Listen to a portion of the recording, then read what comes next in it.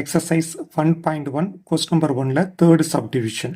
Set A அதில் 2 elements இருக்குது, M and N. Set B empty set, அதுக்குள்ளே எந்த ஒரு எலமெண்ட்டும் இல்லைன்னு அர்த்தம். சரியா?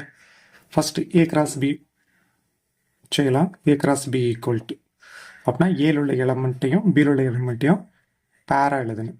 ஓகேவா? கம்பேர் பண்ணி எழுதலாமா? அப்போ ஏலேருந்து பி பாருங்கள். ஏல 2 எலமெண்ட்ஸ் இருக்குது, பட் பியில் எதுவுமே இல்லை. அப்போ ஆன்சரும் எம்டி செட்டு தான், எதுவுமே இல்லை. லாஸ்ட்டாக பி கிராஸ் ஏ, அதுவும் நான் எழுதிடுறேன். B cross A equal to, இப்போ பியிலேருந்து ஏக்கு பேர் பண்ணணும், பட் பியில் எந்த ஒரு எலமெண்ட்டும் இல்லை அப்படின்னால ஆன்சர் எனக்கு எம்டி செட். இப்போ இந்த இதுக்கு வரும் ஏ கிராஸ் ஏ. ஏல உள்ள எலமெண்ட்ஸ் கூட என்ன பண்ண போகிறோம்? பேர் பண்ண போகிறோம். ஓகேவா? இப்போ ரஃப் ஒர்க் எழுதலாம். எம் கமா என், அதே எம் கமா என் தான்.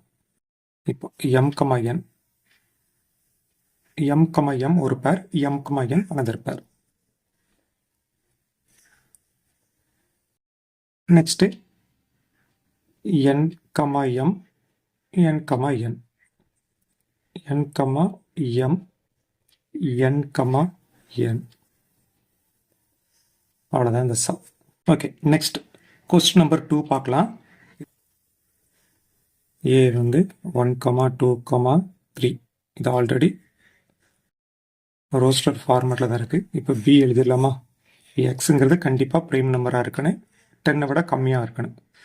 அப்போ ப்ரைம் நம்பர் 2, 3, 5, 7 இதுதான் 10 விட கம்மியாக உள்ள ப்ரைம் நம்பர்ஸ். ஓகேவா? இப்போ கேட்டது A cross B and B cross A. First A cross B எழுதிடலாமா? அப்போ A cross B equal to ஏலேருந்து பி பேர் பண்ணணும். 1,2, 1,3, 1,5, 1,7.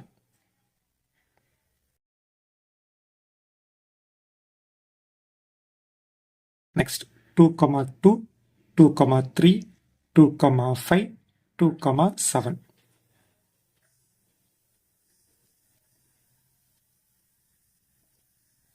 Next 3,2, 3,3, 3,5, 3,7. அவ்வளோதான்.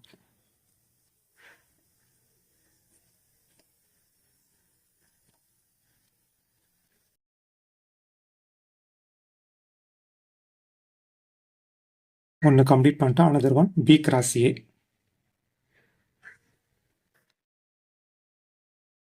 இப்போ பியிலேருந்து ஏ வரணும். ஃபஸ்ட்டு பி இருக்குது, செகண்ட் ஏ இருக்குது. அதனால் பியிலேருந்து தான் ஏ கம்பேர் பண்ணி ஆர்டர் பேராக எழுதணும், பேராக எழுத போகிறோம். சரியா? 2,1, 2,2, 2,3.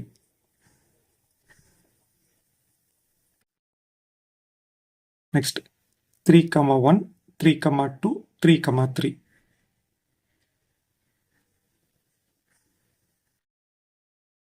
Next 5,1, 5,2, 5,3, 5,1, 5,2, 5,3, 7,1, 7,2, 7,3.